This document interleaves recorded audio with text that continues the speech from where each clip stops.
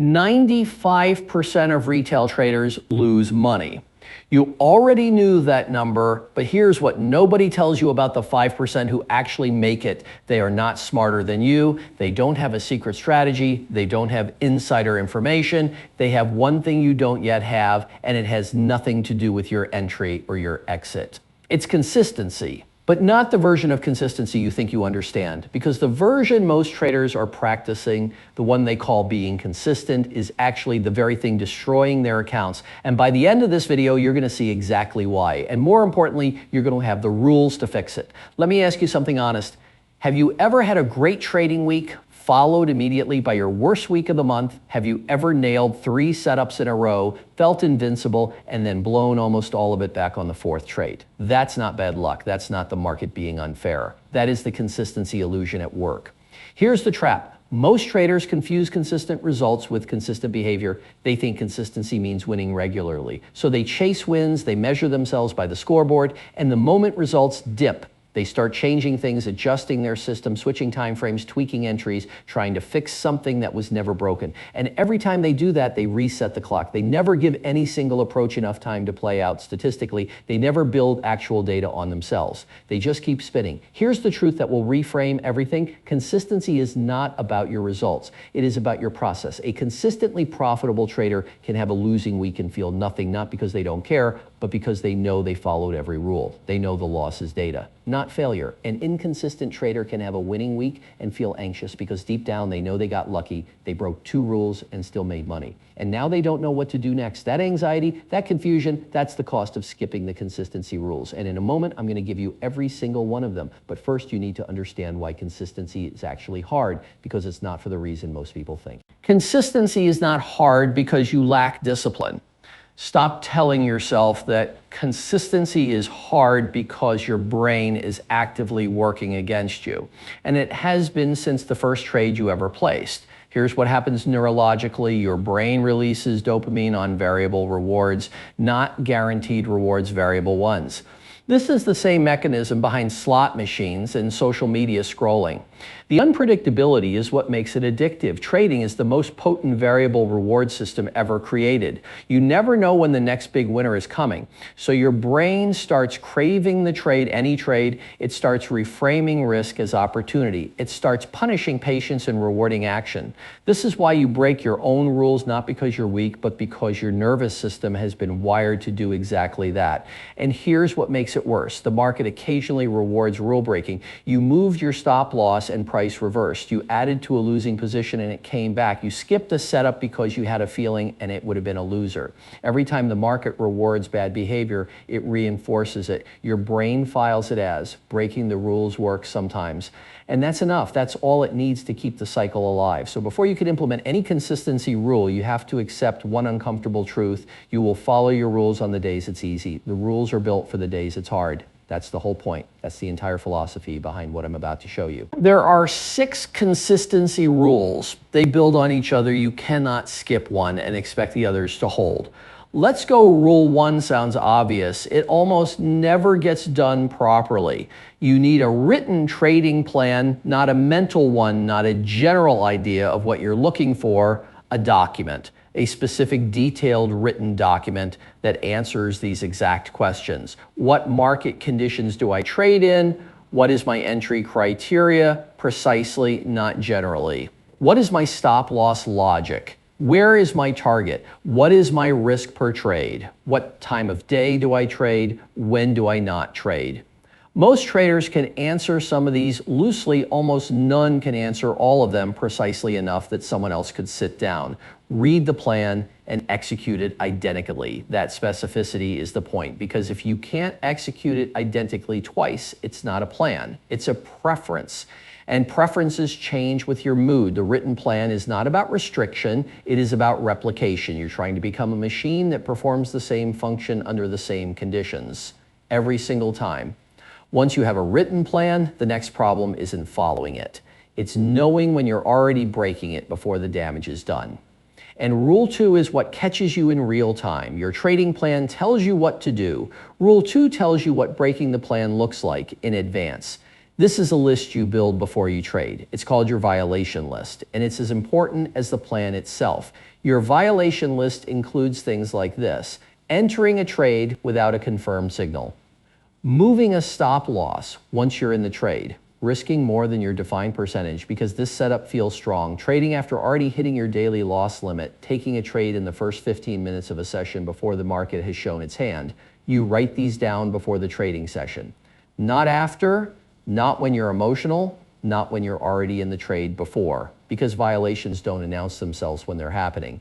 In the moment, they feel like good decisions, they feel like experience, instinct, adaptability, they feel like trading at a higher level. That's the danger. And the violation list is the only tool that cuts through that feeling because you wrote it when you were calm, rational, and honest with yourself. There's a rule that has to sit between defining violations and tracking them. Because without Rule 3, you'll have perfect data about your pattern and still be unable to change it. Every beginning trader knows about risk management in theory. 1% per trade, 2% per trade, don't blow up. Got it? But here's what they miss. Risk per trade and exposure are not the same thing. Exposure is the total psychological and financial load you're carrying at any given moment. And beyond a certain threshold, which is different for every trader, exposure destroys decision making. Here's what this looks like in practice. You're risking 1% per trade. You have 4 trades open simultaneously on correlated pairs. All of them are moving against you. You're technically within your risk rules, but your hands are shaking. That shaking is data. It means your exposure has exceeded your psychological capacity. And the moment that happens, you're no longer trading your plan. You're managing anxiety, 2 completely different activities. Consistency Rule 3 is this: set a maximum exposure limit that keeps you calm, not just solvent. For most beginner traders, that means 1. Maybe 2 trades at a time, not because the math demands it, but because your nervous system demands it, because a trader who is calm with 1 position open will outperform a trader who is stressed with 4 every single time. Reduce the load until the decisions feel clear. Then and only then begin adding complexity. Rule 4 is where all of this starts to compound, because this is where you stop guessing about your patterns and start seeing them. Most traders who journal do it wrong. They write, took this trade at this level, result plus 50 pips. Then they close the notebook. That's not a journal. That's a log, and a log tells you what happened. A data system tells you why it happened and what to do differently. Your data system needs to capture at minimum 3 things beyond the trade itself. First, your psychological state before entry, not just I felt good. Specifically, were you rested? Were you calm? Were you in a drawdown going into this trade? Were you trading to recover losses? Second, whether you followed your rules on that trade, not the result, the process. Did the entry match your criteria exactly? Did you place the stop where your plan said or where it felt comfortable? Third, your state during the trade. This is the one almost no one tracks. When the price moved against you by 50% of your stop, what happened inside you? Did you check your phone? Did you start researching the pair, looking for confirmation you were right after 30 trades? With this level of data, patterns emerge that you could never see any other way. You start noticing you perform significantly worse on Mondays. You break rules almost exclusively after a winning day. Your best trades happen before 10 in the morning. Your worst trades happen after lunch. This is the self-knowledge that separates improving traders from permanently stuck ones, and it cannot come from books. It can only come from your own data. Collecting the data is only half the equation. Rule 5 is what you do with it. And this is where most traders get uncomfortable. This rule sounds like advice your mom would give you. It is also the rule that professional traders treat with more discipline than any other. You need to find stop points, not suggestions, hard limits. A daily loss limit, the specific dollar or percentage amount at which you stop trading for the day, no exceptions. No one has more trade to get it back. When you hit it, you're done a weekly review day, 1 day per week, where you do not trade at all. You review your data, assess your plan, and identify where you followed your rules and where you didn't. No live market interaction, a drawdown threshold, a specific drawdown level, say 10% of your account, at which you automatically drop your position size in half and trade at reduced size until you recover. Not as punishment, as protection. Fatigue is invisible to the person experiencing it. You don't feel impaired when you're trading, tired, or emotionally overloaded. You feel fine. You feel like you're making good decisions. You're not. The limits exist to protect you from the version of yourself that is certain. It's fine but isn't. Every professional structure, surgeons, pilots, athletes, has mandatory rest built in. Trading is the only performance field where rest is treated as optional. And the results reflect that. We're almost at Rule 6, and this is the one that ties all the others together.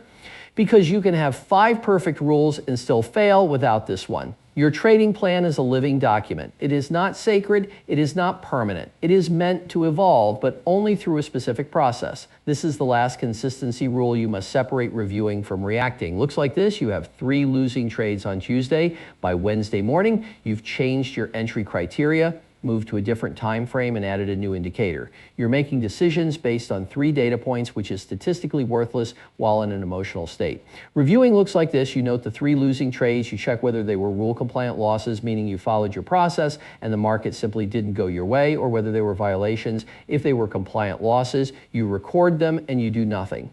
The market owes you nothing over 3 trades. If they were violations, you flag the specific rule that was broken and schedule a review for your weekly session. Changes to your trading plan happen once per week, maximum during your scheduled review, not during a session. Not after a loss, not when you're excited about a new strategy you saw online. This forces the most valuable skill in trading, the ability to sit with discomfort without acting on it. A dip in results is not proof your system is broken. It is proof that markets are uncertain, which you already knew. The only question is whether your behavior during the dip is consistent with your plan. If it is, you stay the course. If it isn't, you identify the violation and fix the behavior, not the strategy. Here are all 6 rules, not as a summary, but as a checklist you use tomorrow morning before you open a single chart. 1, your process is written, not in your head.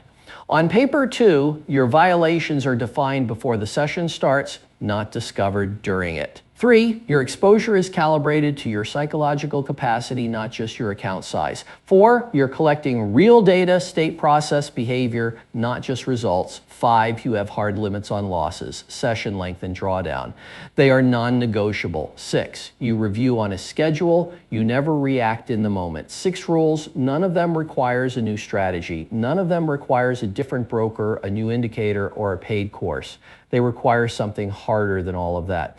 They require you to stop performing for the scoreboard and start performing for the process. The traders who figured this out didn't wake up one day with discipline. They built systems that made consistent behavior easier than inconsistent behavior. They made the right action the default, so their worst days look nothing like the worst days of traders who are still winging it. Once you have these rules locked in, once your behavior becomes genuinely consistent, the results stop being your primary concern. Not because results don't matter, but because you'll know at a deep level that good results are the inevitable output of a good process run long enough. Discipline creates freedom. Process creates profit. Consistency is the strategy, but here's the thing: consistent behavior alone is not enough if you're running the wrong process, because there's a specific mistake that even disciplined traders make that silently drains their edge, and most of them never catch it until it's too late. That's exactly what the next video covers. Watch it now, because everything you just built here depends on getting that part right.